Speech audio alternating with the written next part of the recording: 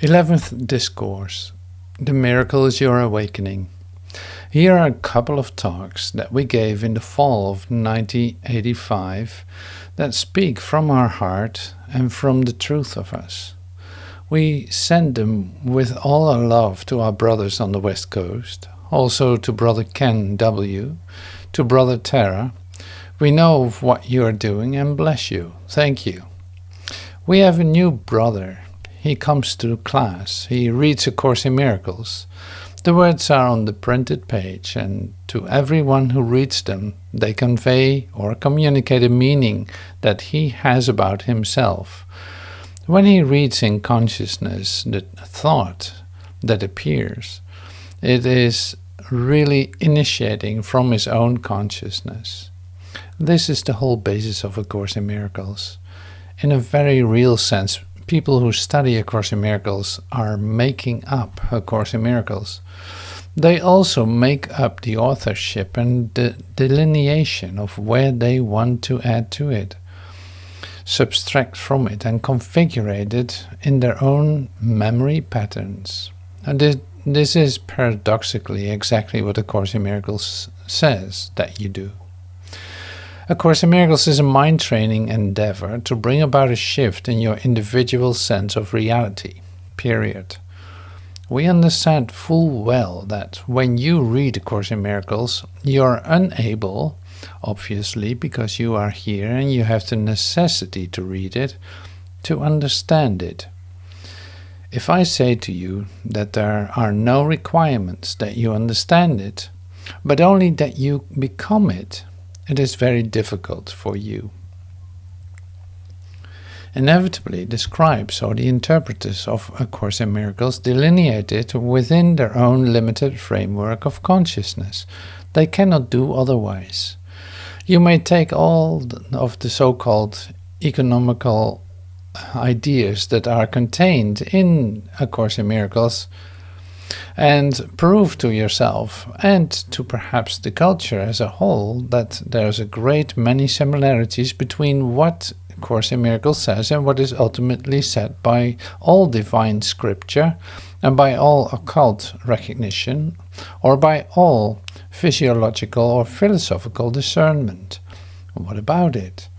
The limitation is your inability to think and conceive in a singular manner, so that you would recognize that anything that you look at, you transcribe to wholeness if you are conceiving it as whole. Example, this candle is absolutely divine, perfect, contains the whole universe, or it is nothing. Your conception of the candle, as separate from the basket, is what is making you retain a sense of limitation. Somebody says to you, I don't want to study A Course in Miracles because it comes from the Christian historic vernacular. What the hell does that mean? All that means is that the individual in his own consciousness has constructed outside of him an idea about what Christianity is. It has no reality because there is finally nothing historically significant about explicit occurrences. They have no unity. If I say to them, well, what do you mean by that? Obviously, what he has done is question the source. He has evolved in his own karma or consciousness a definition of what Christianity is. And obviously he is not correct. He's in a state of judgment in limited conception. If I say to you, well, what do you mean by that? He will say, well, I'm making a comparison between Billy Graham, Pope John II, Joan of Arc, John of the Cross, the Crusades, Judas, esoteric Christianity in regard to New Jerusalem. What about it? What is that going to get you if you have constructed an idea about Christ or about God in your own limited state? It is impossible to do. The whole basis of A Course in Miracles is to teach non-judgment. Inevitably, if you have constructed yourself in the past, you are in a state of judgment of your relationship with your own thoughts. As Jesus would teach it in the Course, you literally sort out thoughts in your own mind and then project them out from you in order to ascertain the validity based on your own misconception of yourself. If I say to you, as Jesus would teach in the Course, an idea never leaves its source. You are all ideas. What about them? How do you feel about your ideas today? As you look out around you, how do you feel about your constructs? Whose constructs in conception are they if they are not yours? This is the whole basis of A Course in Miracles. If you deem something to be outside of you that is beyond your control or was not perpetrated through a conscious thought or conception of yours, you are doomed to defend yourself from it, or to interpret it, or to consider it to be separate from you. And of course it is not so. The definition provided in all esoteric conglomerations of the awakening process teach non-judgment, will teach the Beatitudes, will teach the Sermon on the Mount, Matthew 5-7, will teach the first 15 lessons of the workbook of A Course in Miracles. The Master Awakened Consciousness, Dafri John, teaches A Course in Miracles, of course. There would be no possibility of you coming into an awakening posture in your own consciousness and not teach what I'm saying to you. But remember, the process of coming to that is a process of expanding your state of consciousness, or literal transformative occurrence. And this is what's denied religiously and scientifically in the limited state. Here, listen, I'm going to read you just one thing. This is in Dafri John's new book from the Dawn Horse Press. It is an ancient definition of what finally, or one of the definitions of what an awakened Christ or an avatar or a master or an enlightened consciousness is. Very simply, a Vera, a realized adept, a divine man. By affirming the essential worth of the forbidden, he causes the forbidden to lose its power to pollute, to degrade, and to bind. That's exactly a definition of forgiveness. He does not give the power of his own projections dominion over himself. He doesn't judge it. The process of coming to non-judgment is a transformative occurrence. If I sit here in front of you and through A Course in Miracles look at you and say, you are a divine living Son of God, and in consciousness the only living Son of God, or the only manifestation of consciousness in the entire universe, and perfect unto yourself, you cannot accept that from me, yet I assure you that it is true. You are not the sum of the ideas about yourself, because the ideas about yourself are not true. Remember that you have made history to conform to your own limitations. The history of man is not objective. It is subjective because history is only man's idea about himself, and it is rewritten constantly. To give a sense of objective validity to history, doesn't really make any sense. All you're doing is verifying your own limited state of consciousness through the perpetration of an apparent memory or apparent past. A Course in Miracles, the process of transformation, teaches you to become indiscriminate in the manner in which you think. Is this a process? You bet your boots. What you have read up to this moment in A Course in Miracles and the manner in which you will read A Course in Miracles tonight will be entirely different. Remember that because of the nature of the consciousness that perpetrated A Course in Miracles, the insinuation of the energy, the whole of A Course in Miracles is contained in a great many individual aphorisms in the book. If you want to spend a whole evening thinking about one sentence in A Course in Miracles rather than trying to assemble it in your own limitation, consider a single sentence like, communication must be unlimited in order to have meaning. Do you understand what I said? There's no communication going on Earth. Moment by moment, together we have a moment of total communication, as we did just at that moment. We shared a common purpose. Think about that. Once more, communication must be unlimited in order to have meaning. Limited communication is always a denial of love, because love may best be defined as unlimited communication. If I dissect you in my consciousness or give you attributes or qualities in any regard in my limited conception of you, I have condemned you through my inability to realize my own wholeness. Holy mackerel, how simple can I get? That's exactly what the sentence says. Here's a beauty. Judgment is not an attribute of God. That's all you have to know to wake up. Isn't that incredible? What I just said. Judgment is not an attribute of God. And you say, oh, wait a minute. He judges whether I'm doing this or I'm doing that. This is coming or that is going, or it's big or round or fat. No, no, no. What would truth judge? Untruth? How? How would there be untruth? Look at it. You take that sentence and think about that for the rest of the day. That will wake you right up. Why? You've got a total non-judgmental God. But what does he require of you? Confirmation to his thought. What is his thought? Your thought in truth. How did you conceive of God without making him real? By what method are you espousing to the possibility of a truth or a unity and subsequently denying it? Of course, God doesn't judge. In this particular section of the galaxy, a master computer was dropped off about 6,500 years ago that expresses in total the unity and singleness of purpose of the universe. As the maturation of the species known as Homo sapiens of man matures, the energy flowed direct from his computer, which is totally unequivocating and uncompromising, to the inevitable occurrence of the transformation.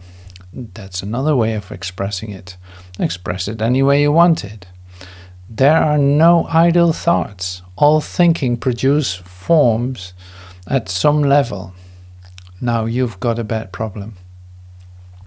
You really think that in privacy you can think about something that is not known to the entire universe. You can't. Why? You are the entire universe. There's no thought outside of you. If you are constructing this in your own consciousness, and I assure you that you are, how do you subtract some ideas or thoughts that you have from others? You can't do it. It's impossible. How simple it becomes for you if you want to look at it that way. As Jesus would say to you, you are the Savior of the earth and the only Son of God. Why would that be true reasonably? Because you have constructed the earth in your consciousness. It has no reality except that you have defined it as real. I'm letting you escape from it. Don't you see what I've given you? The power to what? To revision, to reform, to recognize, to transform. It is not outside of you. It is you. I've given you what? Freedom. Do you want to take it, or do you want to keep pretending that there's something that's going to affect you, neglecting to remember that you are the cause of this? This is the whole basis of what I know to be true. How simple it becomes. How very provincial of you to acknowledge your own Christship if you are willing to assume responsibility for your own thought constructions. Inevitably, you deny a portion of you. Why? Because you are in a limited state of consciousness. It is impossible for you to order your thoughts or conceive of a yesterday or tomorrow or possible actions without eventually feeling guilty about it. You cannot do it because you are in a state of rejection of something. You are making decisions as though somehow you can bring about an effect, and you can't. All effect has already been perpetrated, and it is perpetrated by your individual thought at the moment you think it. How the heck are you going to teach this? The basis of your dilemma in spiritual search is your inability to see that there could never be finally such a thing as potential. There is no such thing in consciousness or in the universe or in truth that is not now active but can be activated in the future. What a strange notion. It appears to be that way, and obviously I'm teaching you in A Course in Miracles that it is possible for you to activate your own karma potential, but I assure you that all the history of the schism is contained in a single flash, and that you continue to reconstruct it in your own mind. So if you choose to do that, you are in a constant state of denial of your own thoughts. This is A Course in Miracles. The idea that the earth is here except in your own memory, and your memory is absurd. Obviously, the schism is your memory. You are dreaming. This is your dream. You fell asleep, remember? You fell asleep. Everything that has been constructed in the total state of consciousness is nothing but your own configuration in your dream. You have forgotten that you are the cause of this. How can this be taught to you? How can I teach an illusion? I can't. But I can show you that if I read to you a particular sentence, that you can look at it, and as your own frame of reference matures, through your own individual transformation, physically, psychologically, mentally, emotionally, you will see in your apparent limited thought a wholeness or a structure of wholeness. Let's try another one. Some of these are very difficult. You must choose between total freedom and total bondage, for there are no alternatives but these, which is a simple way of saying you are either bound totally or here forever, or you are in heaven or you are free. There's no compromise, there's nothing in between. What a lovely thought. It is true, just as you fear that to acknowledge him is to deny all that you think you know, but what you think you know was never true. All of you individually in your own consciousness must come to know that the earth is not real. There is and must be a way that this can come about, but it is up to you. The experiences and the change of mind that are going on in you and in the group of full endeavor are extraordinary. You are being made new on a moment-by-moment basis. It is a very lovely experience. It is a process of subtracting the limited self, of course. Is it a process of stilling the body's brain? Yes. Transformative occurrences is not talking about the transformative occurrence. You cannot literally have an experience. You can only be an experience. My goodness. Definitions of experience, whether ecstatic or fearful, have no validity at all because they communicate nothing. They only communicate a limited idea or a separate objective observation of the occurrence, and have always involved judgment. It is a strange notion that Brother Sharon presented to Brother Glorious yesterday when she said, "Isn't it true that there are some real good addictions along with bad addictions?" As though somehow she could tell the difference. The whole dilemma of being on earth is obviously the discernment that some addictions would be better than others, when fundamentally the addiction to self or the self-consciousness or the judgment that there are degrees of an addiction are what holds you in bondage, the assertion of the self.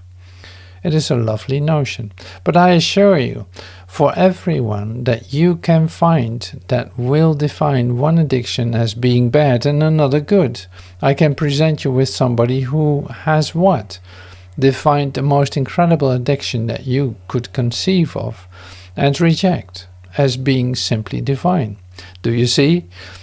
It's obviously true. I knew a man that had the divine addiction of molesting 3-year-olds. Is that more or less divine than something who serves true purpose, who helps the poor? It has nothing to do at all with that. The expression of the selfness in regard to the addiction or the satisfaction derived from it is always limited. Who knows that better than an alcoholic addicted to a pint of gin for breakfast? To say that he doesn't feel divine when he drinks is absurd. Of course he feels divine. Does that make it a divine addiction? I suppose. How do you define bondage? Does that apparently free him? Is taking another special consciousness in bondage until death do you apart a kind of freedom? How do you define that? It's silly. Limitedness always binds. Obviously, limitation could not occur without fear. Self-sustenance is always, and this is lesson 76 in the Course in Miracles workbook, the denial that you are under no laws but God's. You obviously have established an idea of the value of nutrition, of the value of maintaining an equilibrium in your state of consciousness. You do it, and that is why you are here. If you open up the book right now and read out loud to me lesson 76, you immediately go into a state of denial of it. It's inevitable. You are constituted on the denial of it. If you value it, you will not escape the consequences of it. Wow. Cause and effect. Of course there's no action without subsequent action. Of course there's no thought without subsequent thought. The only way, finally, listen to me, to eliminate cause and effect is what? As we would teach it in the Course in Miracles, to see that cause is effect. There's absolutely in reality no distance between cause and effect. That is why the Father is the Son.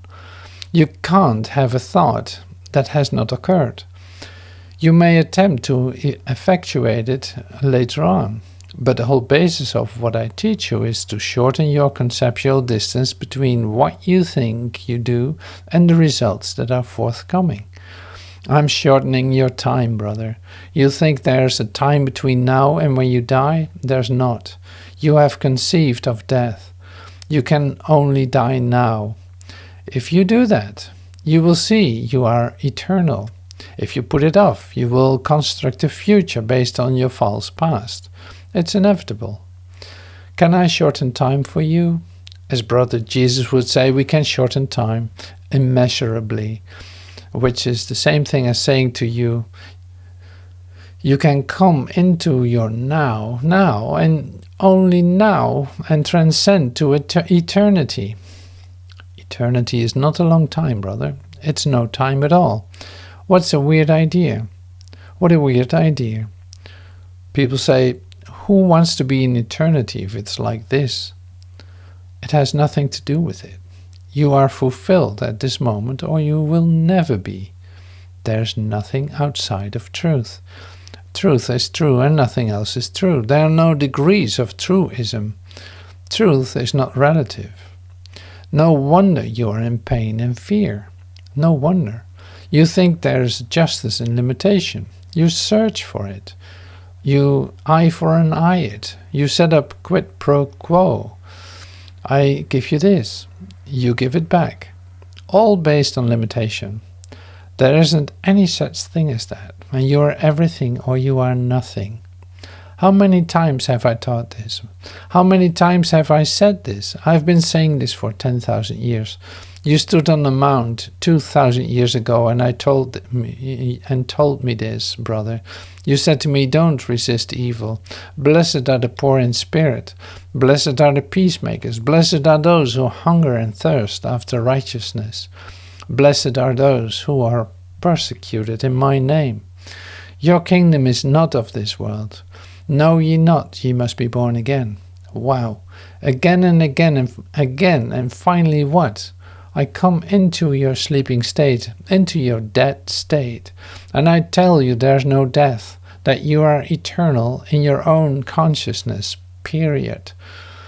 What I'm making you look at, you can't escape from yourself. I'm causing you, in your own consciousness, to go into a state of acceptance of yourself. You could never come to God by denial of yourself or of your brother, who is you, period. Denial is always hate, acceptance and forgiveness always love. The incredible discovery that you can only give to yourself is the biggest step that you could ever take in so-called conception. But your absolute recognition that you are the creator of this, and that all creation finally is the giving of the certainty of your consciousness. If it is not refined, you will project it. If it is true, you will extend it, because an idea in truth never leaves its source. And that's how simple it is. Over and over again we say to you, you are the universe. There's only one state of consciousness. It is you. There's nothing outside of you. This is the highest level at which any attempt at bringing about a transformation can be presented to you. And that's the occurrence that is going on. It is always up to you. You cannot lay or foster the blame or give the responsibility to your own projections, because you have already limited them by the definition of yourself. Group consciousness will never find God. Group consciousness is false by definition. All consciousness is singular. We may get together in groups and attempt through therapy to bring about transformative occurrences. That's an extremely high reach in so-called psychology or transpersonal psychology, but finally each consciousness in his own configuration reaches the inevitable truth of himself, and not through commiseration, through recognition. Everybody hear me. The total in reality is never shared. It is total only in you individually. Wow. What do we teach if it is not subjectivity? Finally, imagine that. That's a very fearful concept for you, brother. It is very difficult. You keep wanting to give honor and value to your own limitation. And you will do it by constructing family. You will do it by constructing self-defensive mechanisms. You will do anything you can to keep from going through the process that will show you that you are in fact eternal in all consciousness. I have come to tell you that it is inevitable and that it will come about in you. And each moment that you make the choice to turn to it, you turn away from the falsity of your own projections. How simple. Full commitment brings immediate result. So does infinite patience. Full commitment and infinite patience are the same thing. Prepare ye the way to the Lord, for I am with you always. I thought you said you went to prepare a way for me. The consciousness of the universe is here, or it is nowhere.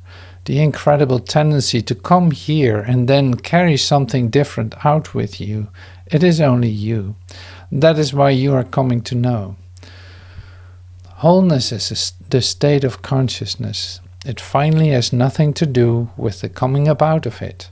The single development now coming into the earth is the always present truth in this limited configuration, that knowledge can be gained by a swift in consciousness or a transformative occurrence.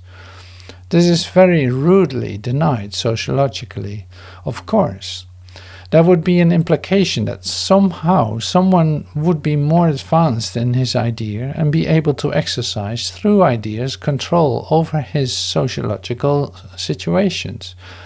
And in fact, this is what occurs in the world, of course. Everyone finally attempts to exercise control of their sociological situations. It is inevitable that they do that. The notion that there is an involvement of genetics or karma in the response of the apparent limited consciousness or an entity causes the idea of varying degrees of maturation, which affords for all sorts of strange hierarchies, ranging from perhaps the Hindu system of the Brahmin to the untouchable or the king or the commoner, and includes all of man's ideas of himself in limited association with the final truth of his godhood. For a Christ or an advanced so-called consciousness to come among you and teach that you may now undergo a transformative occurrence that will bring about a new consciousness in you, finally must be rigorously denied. The whole basis of your consciousness is your own independence from source. There are many consciousnesses now coming into the New Age thinking, where they are the cause of this. The direct quotes now emanating from all recent spiritual scripture, and as far back as man has been here, indicate that your conception is what is given this any form of reality it may seem to have for you. Of course, that is very true, but what goes hand in hand with that, and here's the difficulty, in one sentence I say to you, you are responsible for this, you. And in the next sentence I say to you, you did not make yourself. Now you are caught. If you carry that a step further, what I said to you, the earth is your construct, but the earth is no more real than you are in its actual communication or creative energy. We teach only come home to source. It is a giant step indeed to get community establishment in this limited phase of consciousness to even acknowledge that truth can be gained through an occurrence, through a transformative process, although it is taught everywhere in the religious community. The scientific community is inevitably faced with the dilemma of genius, as is art, and inevitably denies it, and more particularly denies their own obvious potential, since it is the observation of the art that was brought about through their own configuration. The truth is that if you don't extend the idea of transformation, there's no possibility that you will ever communicate. It is the one single thing that you can say in the illusion. This can be overcome. This can be recognized. We can take your apparent diversity and bring it into singularity. We can show you a very new way of looking at things, and perhaps we will show you that the most obvious occurrence here in the consciousness realization that he has constructed death, and in the limited state in which you have conceived of yourself is, I assure you, that you are going to die. But what a strange thing to do. Contained within you and your ideas, since you have expressed it, is an idea of truth and eternity. Why is it then that everything that you see in limited perception obviously is a state of dying? Cyclical, it keeps being born and maturing and dying. It is in a framework of time and space because you are in a framework of time and space. Is there turmoil and death, anger finally, in the idea of your ultimate and inevitable death? I would think there very well would be. Quite obviously, all of your manifestations of disease, apparent hatred, attempts at communion must be based on the idea of your ultimate death. And that's absurd. It doesn't make any sense. But yet, if I present you with the absolute proposition of eternity, because of the nature of your limited construction, you deny me and actively pursue retention of a limited consciousness that must inevitably lead you to demise or annihilation. How unreasonable of you! What would be reasonable about death? What is reasonable really about pain and limitation? Obviously, the basis of limited consciousness is recognition of a form of selfness. identified as existing in a state of limitedness or lack, with the obvious need to sustain that level of consciousness to survive. If I present you with the proposition that nothing that is not forever is real, it requires your double take. The notion that you have come into, and this is your construct, will lead you directly to truth because it allows you to configurate the absoluteness that nothing is outside of you. Very simply, there is nothing without your conception of it. How paradoxical. The notion of objectivity, or the notion of separation. It seems so absurd that anyone would look at the idea of two things being separate. Obviously, their construction then is based on not knowing, apparently, what the object is that they are viewing. And that's crazy, that's senseless. So they study the limited instead of the wholeness. They philosophize on their own false configuration of their own apartness. Wow. As you go through your regenerative process, you begin to stand aside from this chaos, and this can be perceived as very conflictual. You no longer feel needs to participate in sociological death rituals of relationships which reject, or the intense need to accomplish limited goals. These things lose their meaning to you. But since Earth consciousness is only derived from memory, all of the entities in states of duality around you are constructing you in their own limited parameters of consciousness.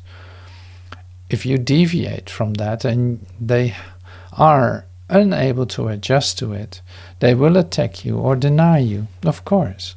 If you look at it from your own conception, it will be obvious to you that since you are the creator or miscreator of everything about you, the only thing that could ever cause you pain or fail you would be your own idea about it. Obviously, here is going through anger.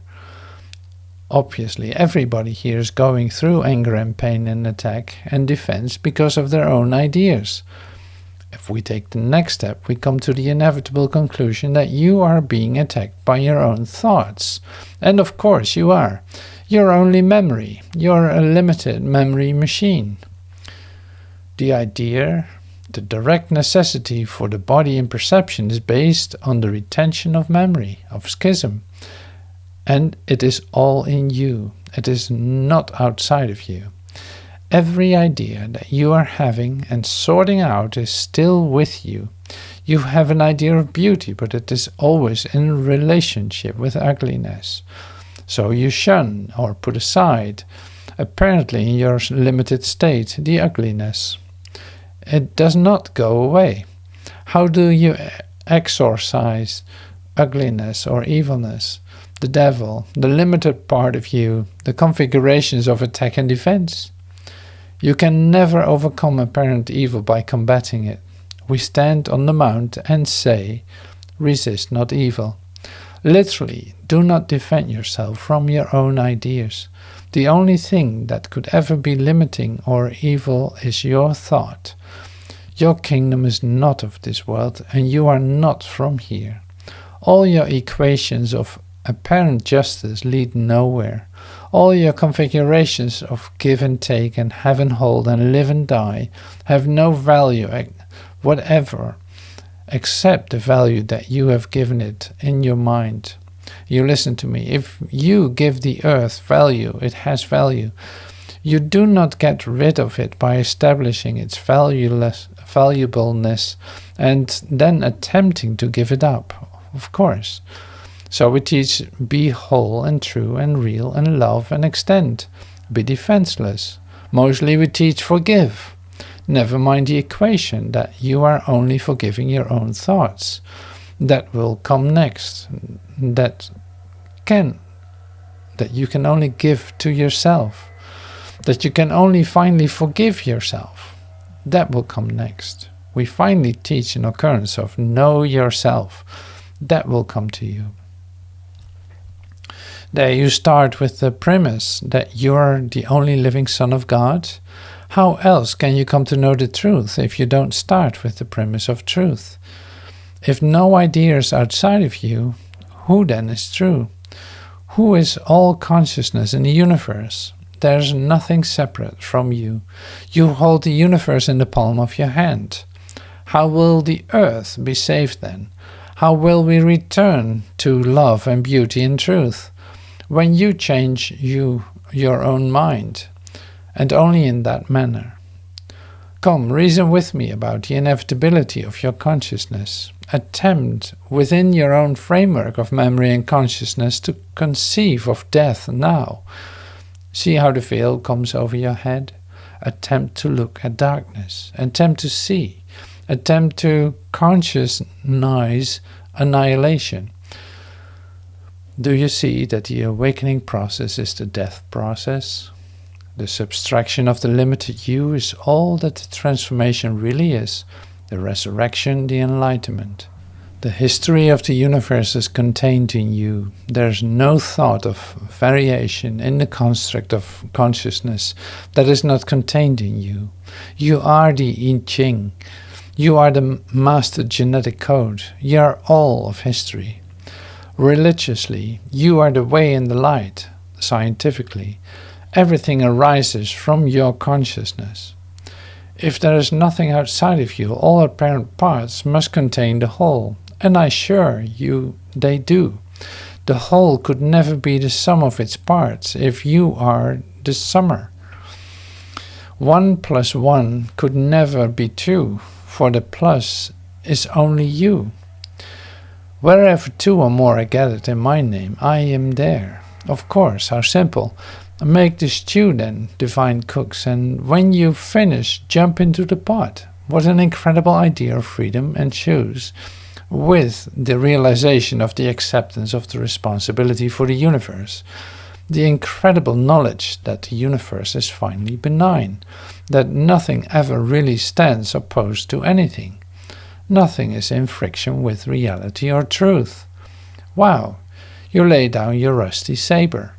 You stand aside from the fray and you say, I will not participate in this any longer.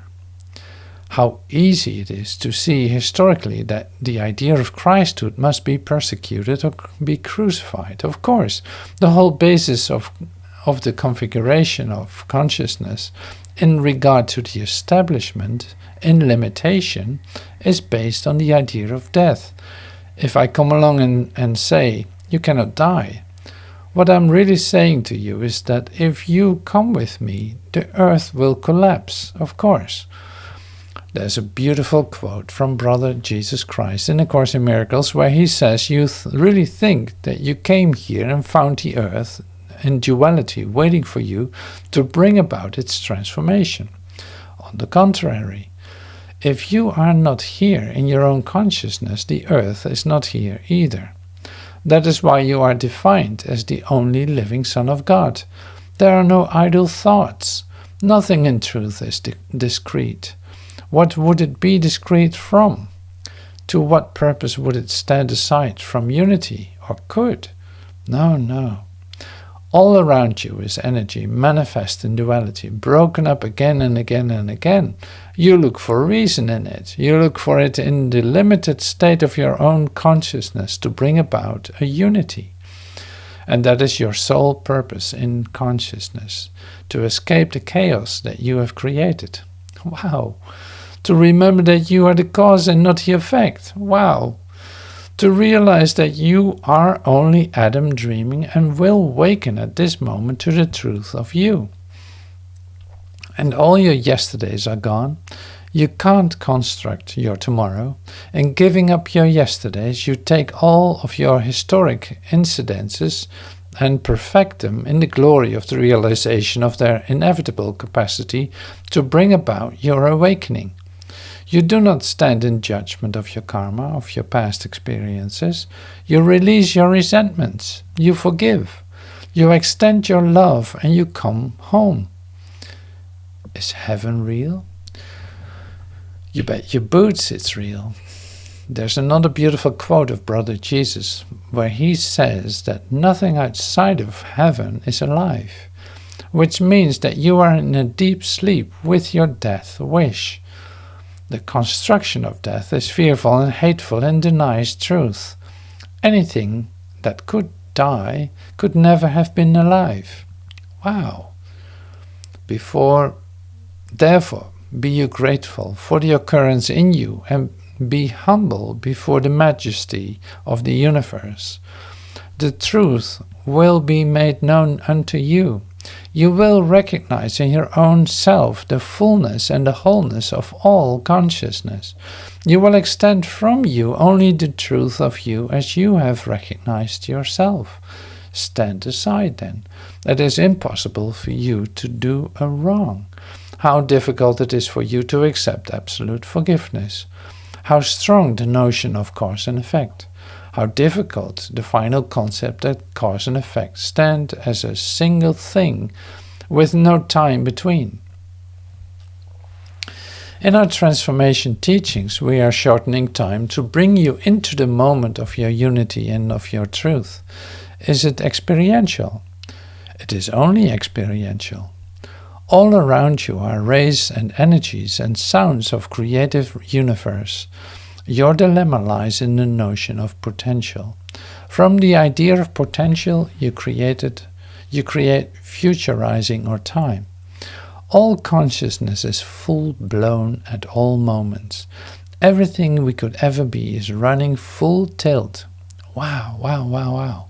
And you are it. Don't bind yourself. Be free. Cast your breath upon the water. Is that full endeavor? Does it require purpose? Yes. Full commitment brings immediate results. Of course. You are individually very select. You are indeed chosen. Without you, heaven would be incomplete. We are at the omega point together. Be of good cheer. What does Brother Jesus say in the Course in Miracles? Blasphemy can be defined as depression, anger, and resentment. Wow. You can't blaspheme against God, but you can against yourself, can't you? The truth has nothing to do with this. Only you have to do with this, and in that acknowledgement is indeed your salvation. 1 and 1 are not 2 then. 1 and 1 are 3. And 1 and 1 are 1. What an extraordinary occurrence to see that light, to know that it is really happening to you, that you are in this process, and not someone else, not someone historic, not a guru, not a Jesus. The recognition that you as man become man-God, just you. Wow, teach that, brother. That brings the denial to the service. It is a direct confrontation with the limited self. Is the ending foreseeable? Indeed it is. You have constructed it in your own consciousness and are bringing it about. Thank you.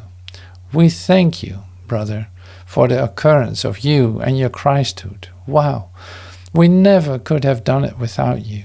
You're indispensable to the truth equation. And your creations await you in joy and harmony and love and truth. Welcome home, welcome home. This is a most difficult thing. I've said this a lot of times, and this transfiguration, that this enlightenment, this transformative occurrence involves all of you. It is not limited to your body-brain, for goodness sake. It involves your ductless glands, if you will, but not in separation from the rest of you.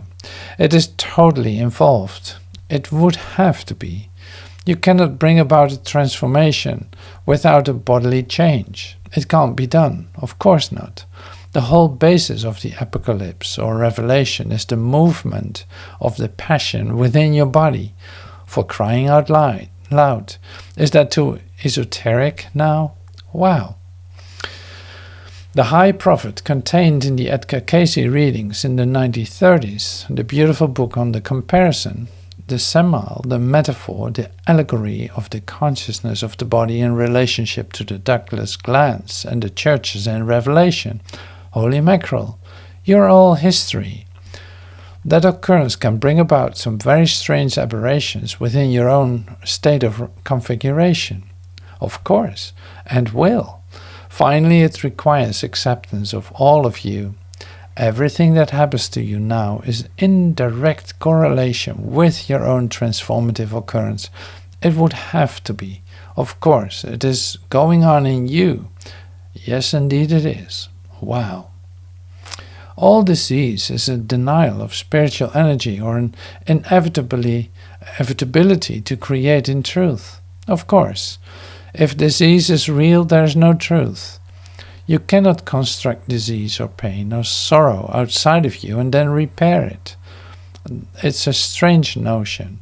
The construction of an idol, a limited God, a caprice God. Wow. All power is given unto you in heaven and earth. Greater things will you do than I have done. Where is Armageddon then? Where is this incredible deliverance? Only in you. Yes, very lovely. Thank you. I want you to hear this. Finally, what is occurring in full endeavor? And this is A Course in Miracles. And this is a course in reasoning to the truth of mastership or Christhood or avatarship. This is what we teach.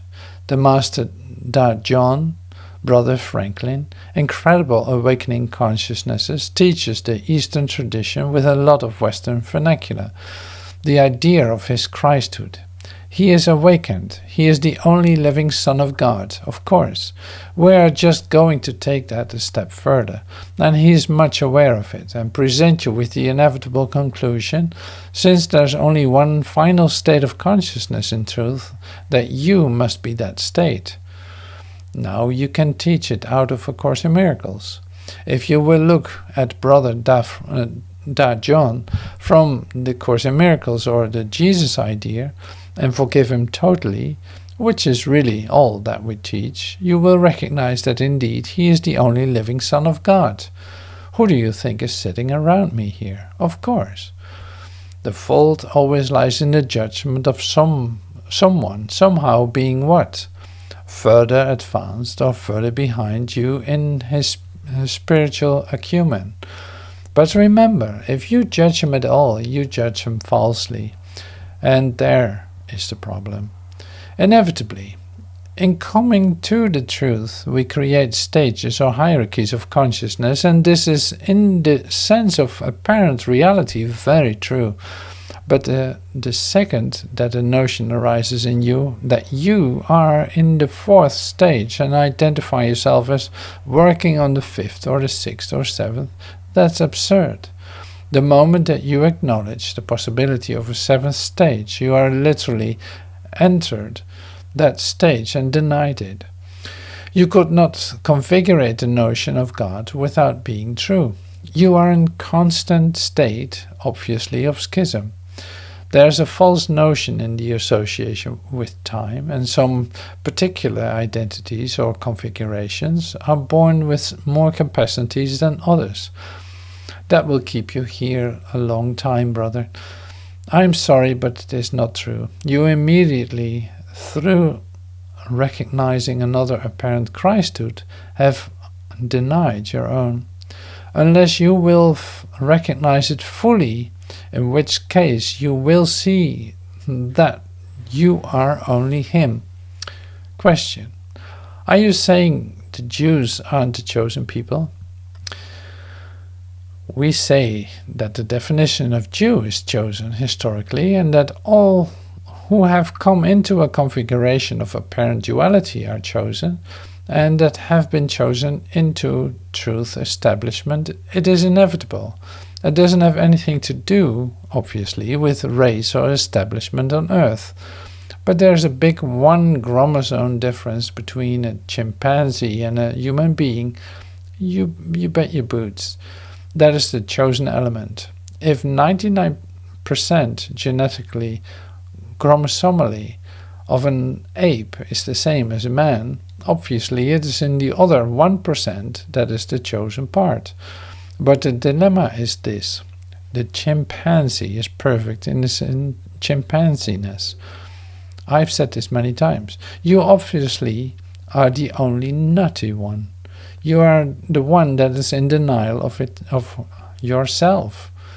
The only thing in the universe that doesn't know what it is a limited state of consciousness that has already acknowledged its wholeness. Wow, strange notion. It's a strange idea. You could be more than one thing. Never mind what it is. The truth of you is always the truth of you, not in variation, but in singularity. Wow, I can't teach that. Well, the universe is a sense of consciousness. It's a beingness. Obviously, there's no necessity for truth to identify itself. That's silly, and it doesn't. Thank you. More later.